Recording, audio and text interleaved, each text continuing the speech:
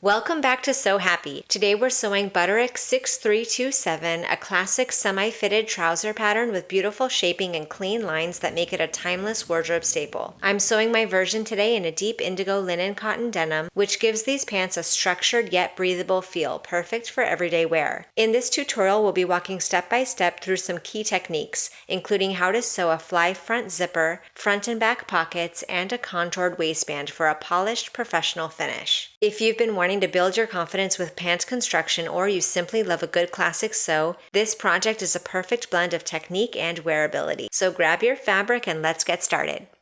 Here is the wrong side of my front pant piece, and I've applied interfacing to the fly extension. Now I'm going to take this piece to my serger and finish the outer edge of the fly extension, as well as the small curve of the front crotch area.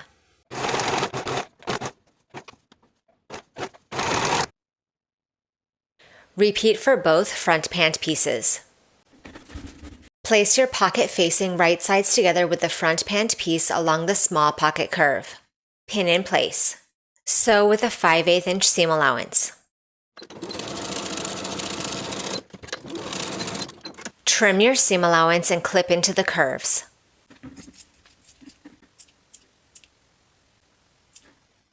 Then we'll flip this pocket facing to the wrong side and give the curved edge a good press. Then we're going to top stitch this curved area twice. First I'm going to edge stitch, then I'm going to stitch 1/4 inch away.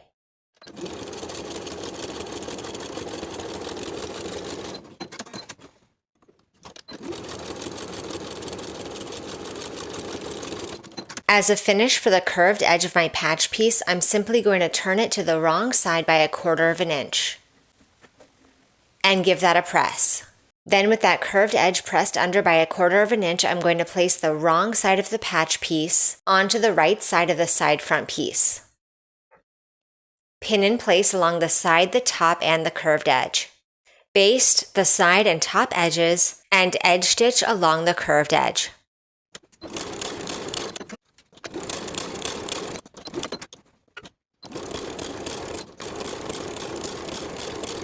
Place the side front piece right sides together with the pocket facing. Pin the bottom curved edges together as well as the short straight edge. Sew the pocket materials together only with a 5/8 inch seam allowance and finish the raw edges.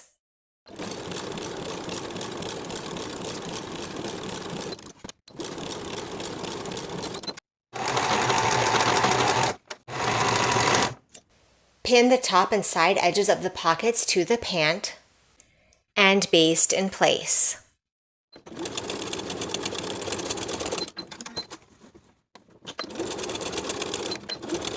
Repeat all of those steps to create the opposite pocket for your mirrored front pant piece. For my back pocket piece, I'm going to finish the raw edges all the way around.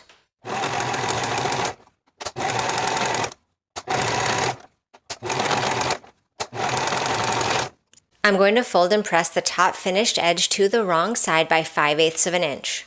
I'm going to stitch the top folded edge in place, first stitching across at 3/8 inch, then once more at about 5/8 inch, just catching those bottom edges of the finishing stitches.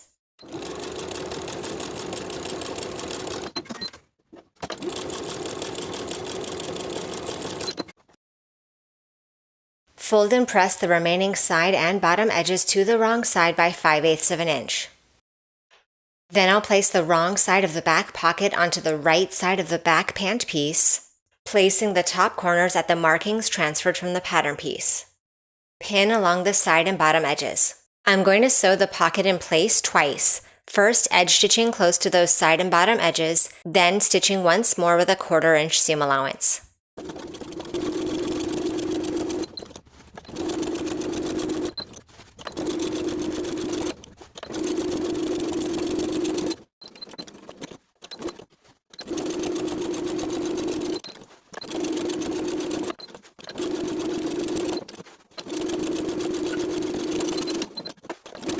Repeat to attach both back pockets. Place your front pant pieces right sides together. Using the markings transferred from the pattern piece, we're going to baste along the center front line, from the top raw edge to the square, At the square, change your stitch length to a regular length and continue stitching to the notch transferred from your pattern piece.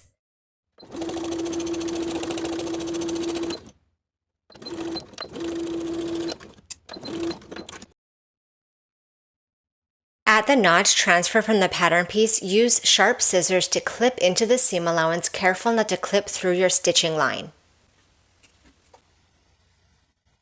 Then open the front pant pieces away from each other and press open the fly opening. I'm going to place my zipper right sides together with the fly extension material, placing the left edge of the zipper tape in line with the center front seam. And I'm going to place the bottom zipper stop in line with the large circle transferred from the pattern piece. I'll pin the left side of the zipper tape to the fly material only. Then I'll sew the zipper in place along the opposite right zipper tape, sewing down the middle of the zipper tape, sewing it to this fly extension only.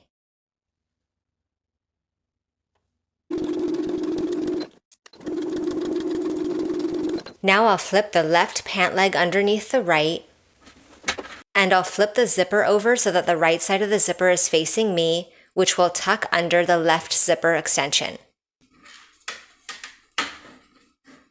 Then I'll edge stitch along that folded edge of the fly, close to the zipper teeth.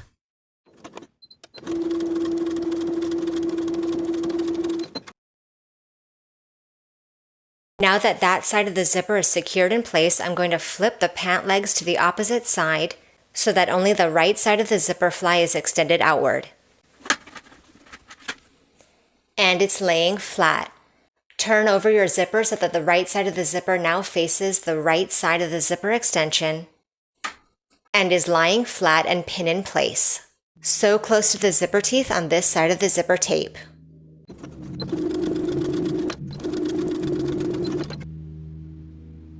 On the right front pant on the right side of the fabric, I'm going to mark myself a stitching line for the fly top stitching, feeling underneath so I can feel the finished edge of the fly extension, and copy that marking onto the front pant piece.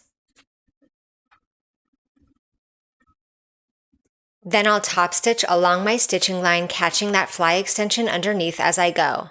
Once I reach the bottom where the curved line meets the center front seam, I'll backstitch to secure.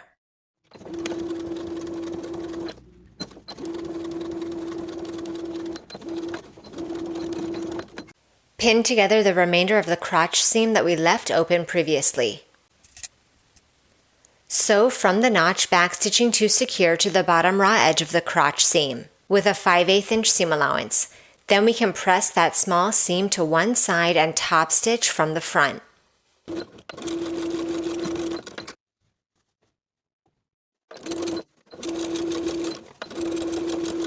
Now on the inside of the pant, the left fly extension that's laying loose can be slip stitched in place with a needle and thread. I'm just going to be stitching that raw edge of the fly extension to the pocket piece underneath without allowing the needle to exit the front of the garment.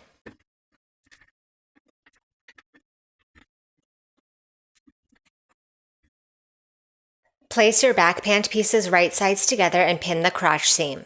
Sew with a 5/8 inch seam allowance, finish the raw edges together, press to one side and top stitch from the front of the garment.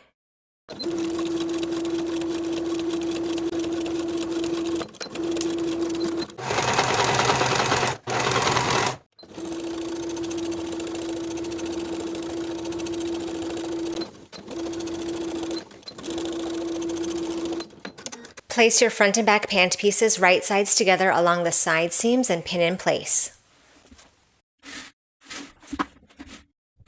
Then we'll sew each of the side seams from top to bottom with a 5/8 inch seam allowance and finish the raw edges together. Then we'll press that seam allowance to the back and top stitch.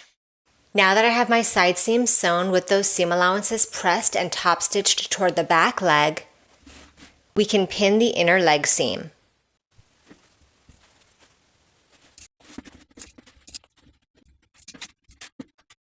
Then we'll sew the inner leg seam from the bottom of one pant leg across that center seam and down to the opposite bottom edge of the pant leg with a 5/8 inch seam allowance. Then finish those raw edges together and press the seam toward the back pant piece.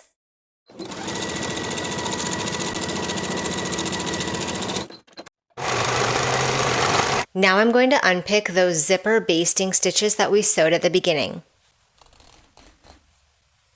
Then I'll open up my zipper and trim any excess zipper tape above the top raw edge of the pant. Stay stitch the top edge of the pant all the way around within the seam allowance.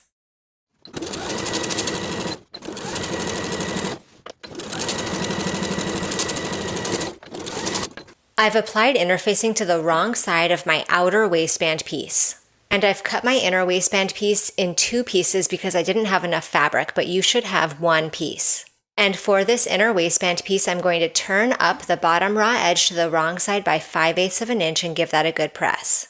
Then we'll trim that pressed up seam allowance by 1/4 of an inch. If you like, you can add a garment label to the center back. Place these waistband pieces right sides together and pin the top edge.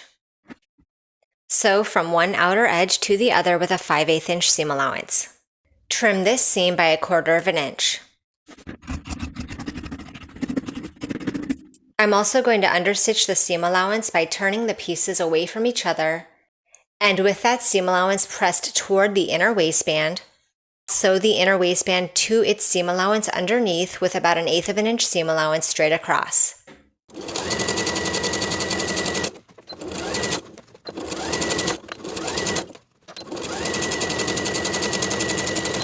Place the unfolded raw edge of the interfaced waistband piece right sides together with the top of the pant. Align each of the markings on the waistband with the corresponding markings at the top of the pant. And note that the waistband will extend 5/8 of an inch beyond the outer finished edges of the pant on both sides.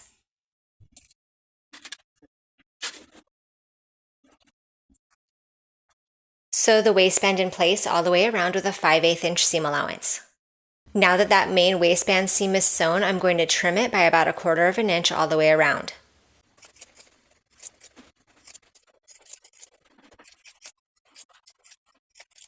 And I'll open out the waistband away from the pant. Fold the waistband in half right sides together, maintaining the folded edge that we pressed into the inner waistband. And making sure that that main waistband seam allowance is pressed up toward the waistband. Align the short edges and pin in place on both sides. Sew vertically so that your stitches align with the finished edges of the pant on both sides. This should be about 5/8 of an inch.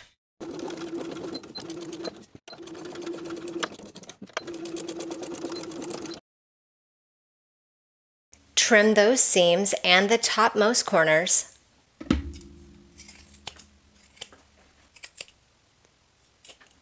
Then turn your waistband right side out. With the main waistband seam allowance pressed up toward the waistband, take that upper folded edge of the inner waistband and place it on top of the main seam line. Pin in place from the outside all the way around, securing that bottom folded edge in place.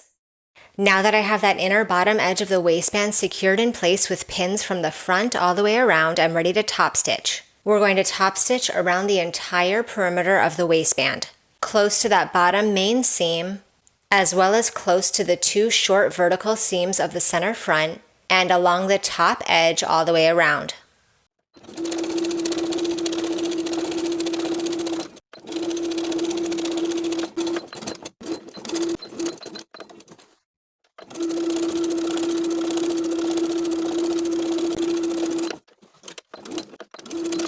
For the bottom hems, fold up the raw edges of the pant legs to the wrong side by 3/4 of an inch. As I sew, I'm going to tuck under 1/4 of an inch of that raw fabric and edge stitch in place all the way around, repeating for both pant legs.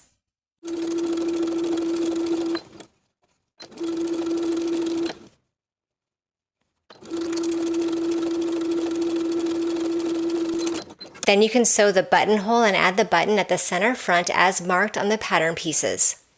And now the jeans are complete. Thank you for watching this sew along. Make sure you subscribe to the channel so you don't miss future sewing tutorials, and I'll see you in the next video.